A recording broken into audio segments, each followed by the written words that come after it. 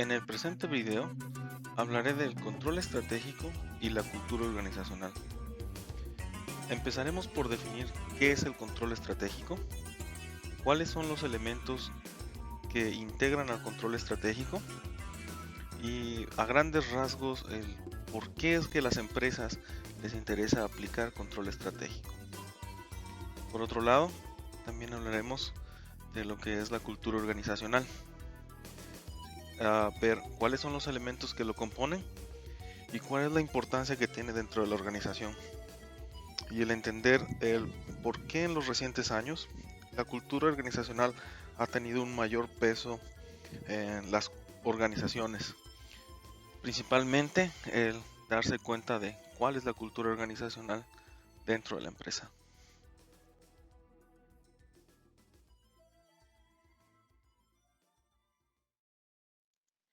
El control estratégico es una fase del proceso administrativo donde se mide y evalúa el desempeño de las estrategias planeadas anteriormente. Luego de la evaluación, esta fase incluye la aplicación de acciones correctivas o de refuerzo a las estrategias según corresponda. El control estratégico es un proceso de evaluación que hace toda la empresa para poder controlar y valorar todas las actividades y procesos que se desarrollan dentro de la misma, tratando así de verificar si los planes previamente establecidos se están cumpliendo. En esta fase, se funge como un guardián o vigía del cumplimiento de la planeación y ayuda en la verificación de la implantación adecuada de las estrategias. El administrador estratégico debe usar los medios adecuados para asegurar que los procesos tácticos avancen de acuerdo a lo planeado, y de no ser así, que estos mismos procesos tácticos tengan los medios adecuados para poder anunciar las necesidades de ajustes o modificaciones. Ahora bien, ¿para qué una empresa aplica el control estratégico? Entre otras razones están las siguientes: para verificar el logro de los objetivos, alcanzar los objetivos al menor costo posible y motivar al personal para el logro de los objetivos.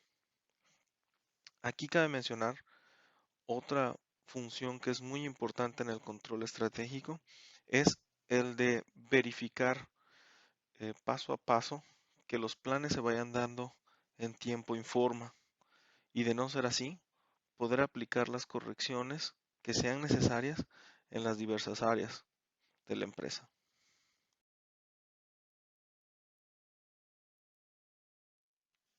Ahora procederemos a ver cuáles son las etapas del control estratégico.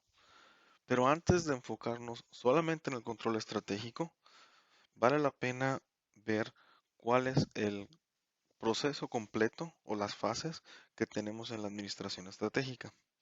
Básicamente podemos decir que son tres fases. En la primera fase hacemos la formulación de estrategias, en la segunda fase es la implementación de las mismas y por último es el control y evaluación. Esto lo podemos ver en la tabla que se ve en pantalla. Sin embargo, también podemos ver que aunque el control es la última etapa, tiene una muy cercana relación con la primera y la segunda fase, puesto que en base a la primera fase es como generamos los controles necesarios en la fase de control, y por medio del control podemos ver que los objetivos y tácticas se vayan dando.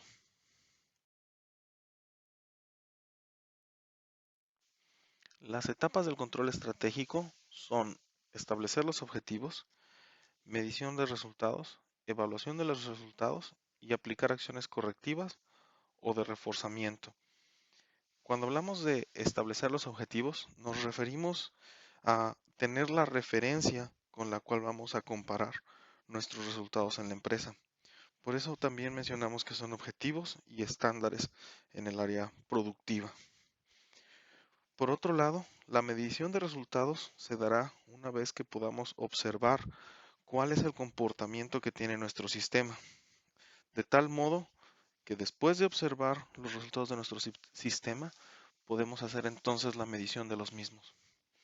Una vez que tenemos la medición de esos resultados de sistema, podemos hacer un comparativo con los objetivos y estándares previamente establecidos, de tal modo que entonces podemos hacer una evaluación de los resultados.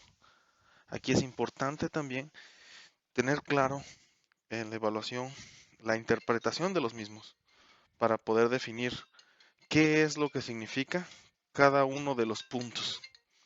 Después de la evaluación de los resultados, corresponderá dar a conocer los resultados a la organización y al grupo que esté dentro del sistema que estamos controlando y midiendo.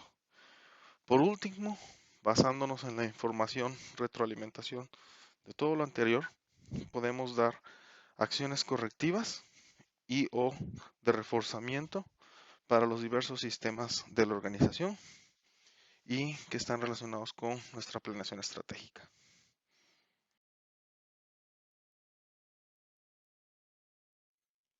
El tipo de información que utilizamos en nuestros controles puede tener diferentes orígenes, fuentes, carácter y estado. Podemos decir que hablando del origen puede ser interno a la organización o externo, la fuente puede ser primaria o secundaria, el carácter puede ser público o privado y el estado puede ser real o virtual. El conjunto de toda esta información es la que nos ayudará a poder aplicar los controles adecuados, así como definir los controles que sean los necesarios para la organización. En el cuadro que se ve en pantalla podemos ver los diferentes tipos de información y las clasificaciones que se acaba de mencionar. Y además de un ejemplo de en dónde podemos utilizar esta información para la organización.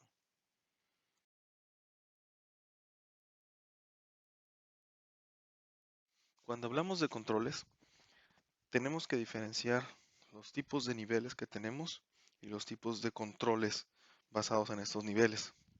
Básicamente tenemos los controles operativos, los cuales tienen un alcance estrecho y están enclaustrados en las operaciones diarias. Estos tipos de controles son los que menos alcance tienen. Los controles tácticos, que se refieren a operaciones en un nivel superior, en el cual estamos viendo ya un horizonte de mediano alcance. Y por último, tenemos los controles estratégicos. Estos últimos tienen el alcance más amplio y deben de irse permeando a través de todos los niveles de la organización, de modo tal que los controles estratégicos sean la base para la definición de los demás controles de la organización.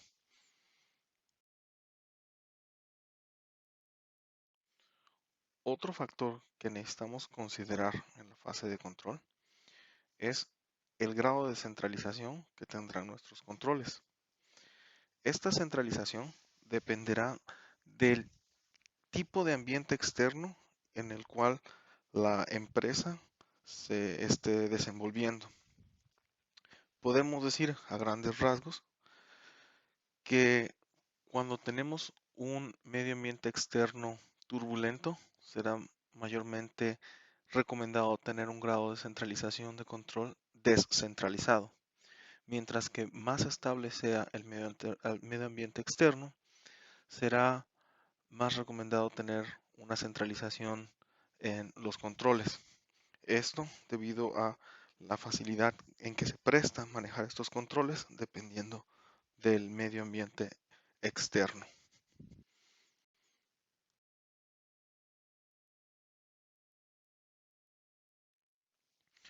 Hablando del costo-beneficio que obtenemos por los diferentes controles que podemos aplicar, podemos decir en primer punto que existen diversas herramientas de control, pero a mayor control tendremos un mayor costo. Por lo tanto, llegará un punto en el cual no tendremos realmente un beneficio apropiado de los controles que estamos usando. Y si utilizamos menos control, los costos serán menores, pero los beneficios también serán menores.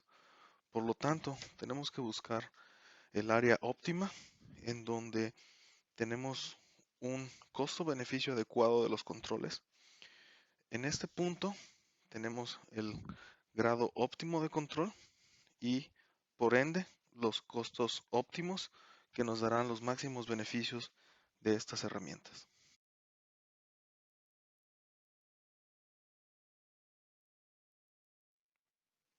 Como último tema, tenemos la cultura organizacional. Los elementos que participan en la cultura organizacional son los valores, las normas, las creencias, el lenguaje, mitos, ritos y costumbres. Y estos elementos son los que dan una caracterización determinada a un grupo en concreto. En este caso, centrándonos exclusivamente en el ámbito empresarial, nos referimos a un negocio, una administración, una institución o una corporación, entre otras. Todas estas características son aportadas por los miembros de la organización y muchas veces pasa inadvertido. La cultura organizacional es diferencial, es decir, cada organización tiene sus propios rasgos culturales particulares. La cultura de una organización se conforma en periodos largos de tiempo y es producto de un gran número de factores que van desde la formación administrativa empleada hasta los elementos ambientales, pasando por las interacciones humanas al interior y los líderes carismáticos que instauran las características típicas de la cultura básica. Hay que mencionar aquí que en los años recientes la cultura organizacional ha tenido un gran peso en el desarrollo de las empresas. La razón es porque es un factor que va a hacer una diferenciación. Por ejemplo, podemos tener varias empresas que ofrezcan el mismo producto o servicio, pero los clientes preferirán una empresa u otra dependiendo de qué tan identificados se sientan con la cultura organizacional o bien qué tan a gusto los hagan sentir esta misma.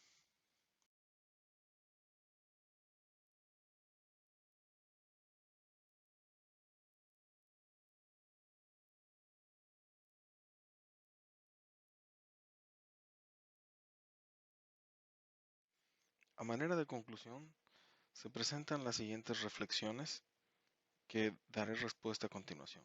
Primera reflexión, ¿qué elementos del control estratégico crees que sean los más importantes?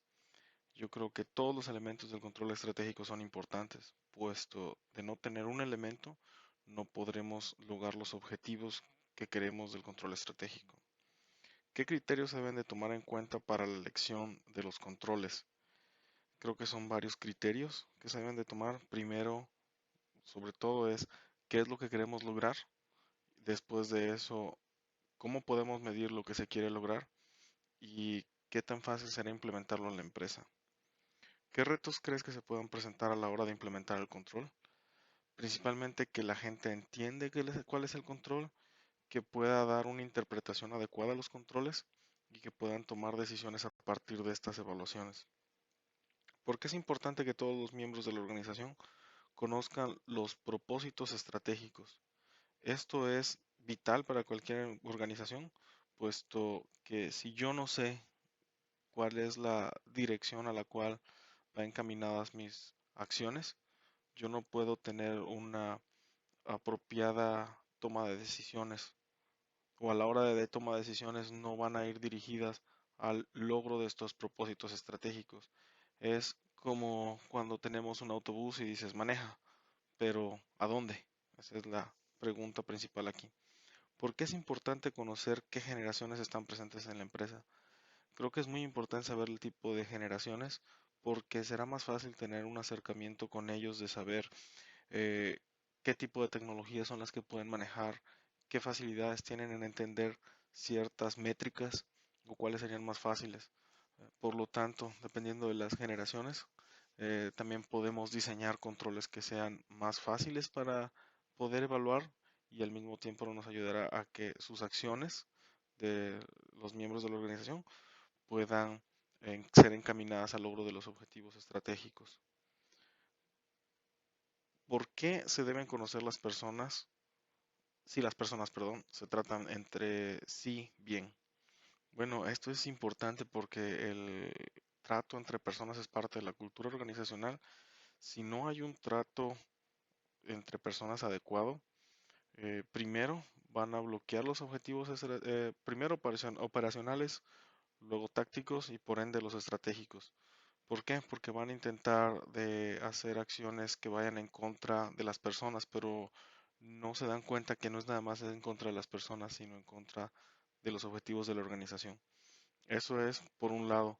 Por otro lado, porque esto puede escalar de una manera proporcional, de tal modo que no nada más es problema estratégico, sino que pueden también haber problemas legales. Entonces es muy importante saber si las personas se tratan bien y de no ser así, se tienen que tomar las medidas que sean adecuadas y en el peor de los casos sería adecuado o bien mover a las personas de lugares o bien a tener una terminación con la persona.